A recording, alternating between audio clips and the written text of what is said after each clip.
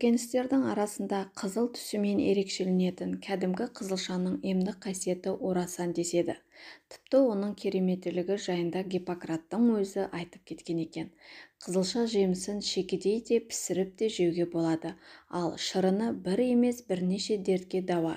Мұны дәрігерлер де бүгінгі ғалымдар да жоққа шығара алмайды. Ал достар, мен қызылшаның пайдасын айтам дегенше менің каналыма тіркеліп қолдау көрсетулеріңізді өтінемін.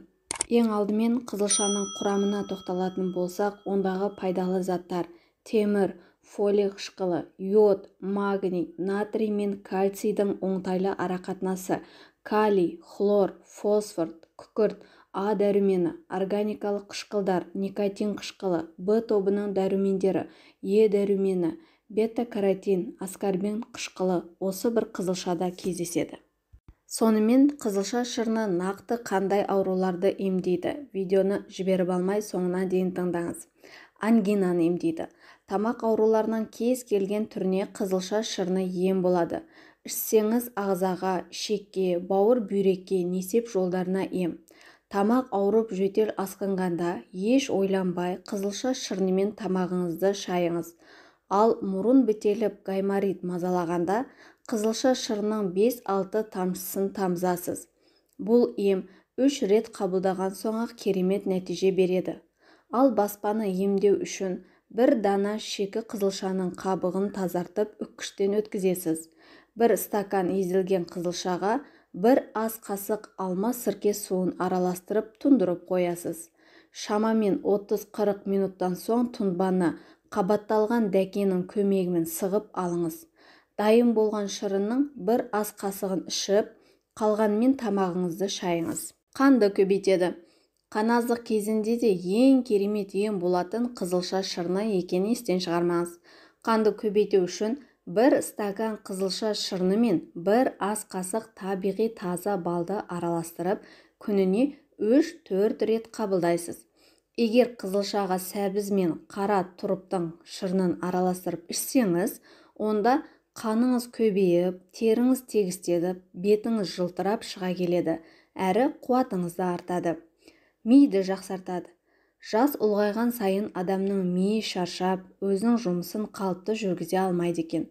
Осы кезде есте сақтау қабілетінің нашарлауы, ұмытшақтық секілді жассыздықтар пайда болады. Ал мұның алдын алғыңыз келсе, қызылша шырынының көмегіне жүгініңіз. Егер күніне 1 стакан балғын дайындалған қызылша шырынын ішсеңіз, онда ми жасарып, жұмысы жақсарады. Әсіресе қан қысымы тұрақсыз жандарға таптырмайтын ем. 1 стакан қызылша шырыны қан қысымын қалыпты ұстап, көңіл күйді көтереді. Егер біз ұсынған емді үзбей қабылдасаңыз, оң нәтижесін 6 айдың ішінде анық байқайсыз.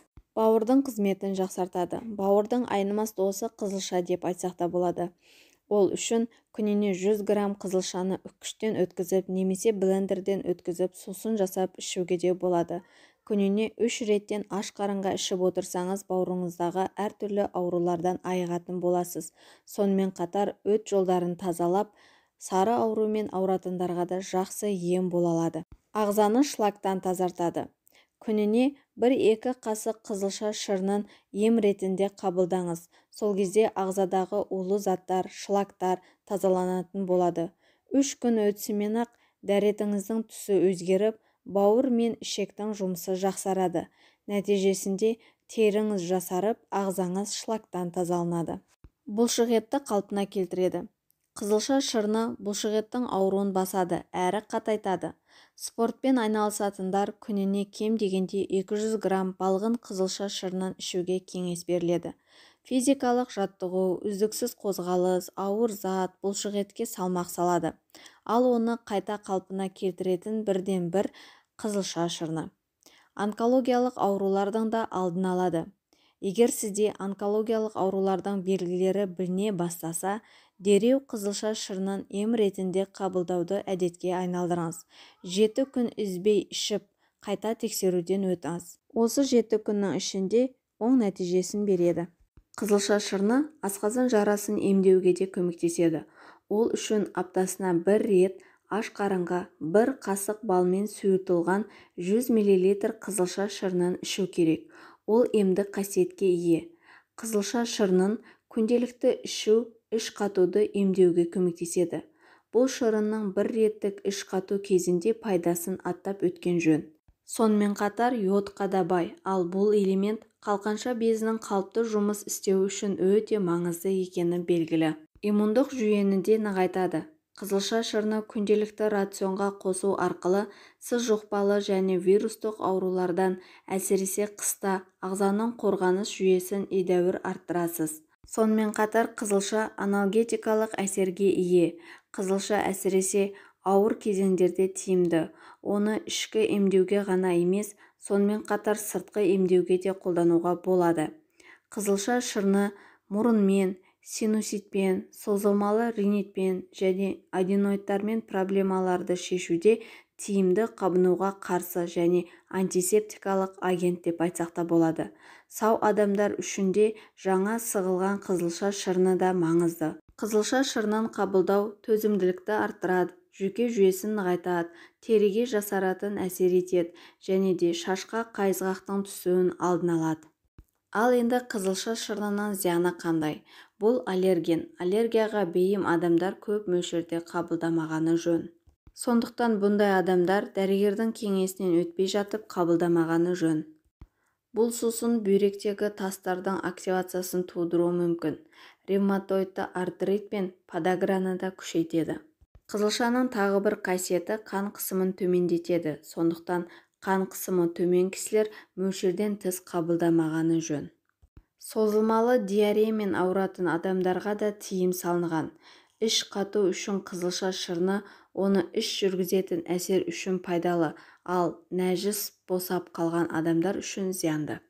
Сонымен қатар дәрігерлер күйдіргі мен пиелонефрит, нефротикалық синдром және гломонефрит сияқты бүйрек аурулары кезінде қызылша шырынын ішуге кеңес бермейді. Жалпы алғанда қызылша шырынының пайдасы мен зияны оны қалай қолданғанына байланысты.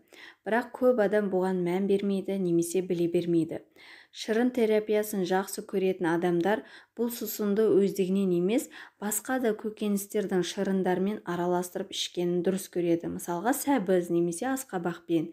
Егер сіз қызылша шырынын өздігінен ішсеңіз, онда оның шырыны сыққыштан кейін емес, 2 сағаттан кейін және 50 граммнан аспайтын мөлшерде ішу керек. Себебі бұл өнімді шамадан тыс тұтыну оны зиянды қасиеттерін арттырады және бас ауруына, жүрек айнуына және ішектің әлсіреуіне әкеледі. Ал достар, бүгінгі ақпаратым сіздерге ұнады деген ойдамын. Менің каналыма тіркеліп қолдау көрсетулеріңізді өтінемін. Сауда саламат болыңыздар, жүз жасаңыздар, ауырмаңыздар.